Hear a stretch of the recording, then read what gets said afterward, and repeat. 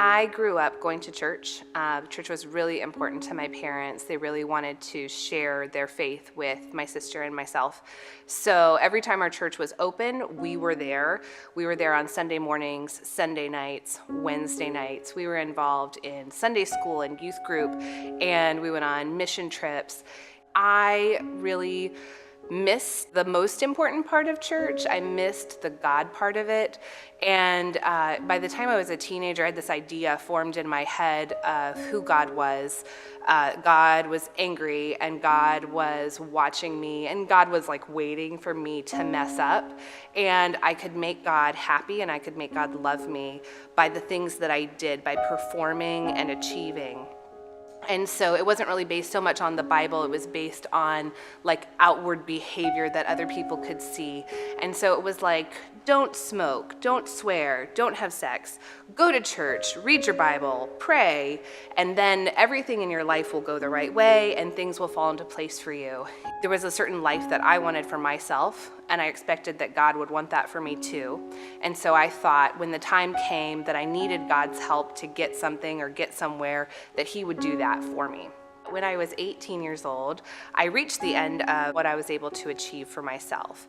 And even though I expected that God was going to get me the rest of the way to the life that I had imagined for myself, He didn't. I felt like God had let down His end of the bargain, and that He was angry at me for some reason.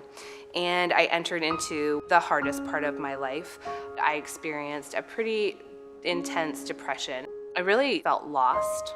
I lost the ambition and the drive that I had for my life, but I felt like I lost who I was, and I was like a stranger in my own body. Like I forgot who I was and what I liked to do even, and what I wanted from my life.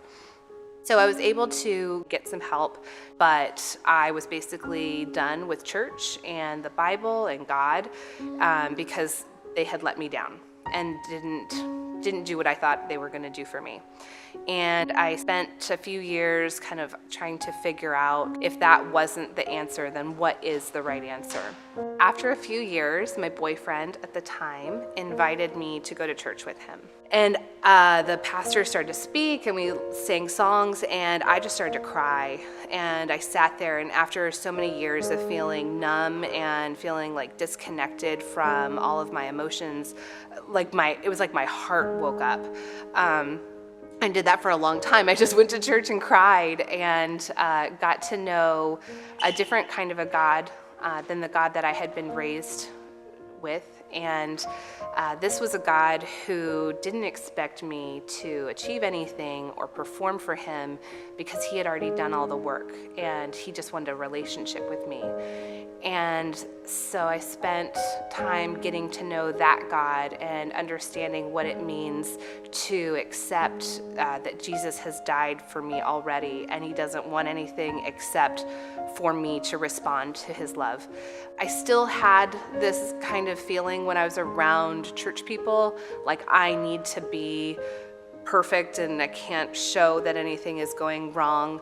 And so one thing I'm actually super grateful that when I did come to Love Canton, that the people here made me feel safe enough to drop my mask and say, actually, this is what my life looks like, and this is what's going on in my world. And people here have allowed me to just live in that and be the full version of myself.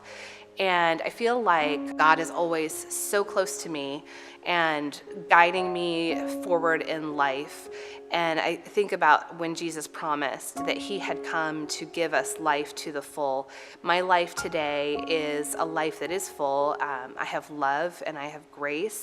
I feel hurt and I feel sad. I'm a mother and a wife, and I have really amazing friends, and I don't have to perform to get God to love me. What I do can flow out of what God is already doing inside of me.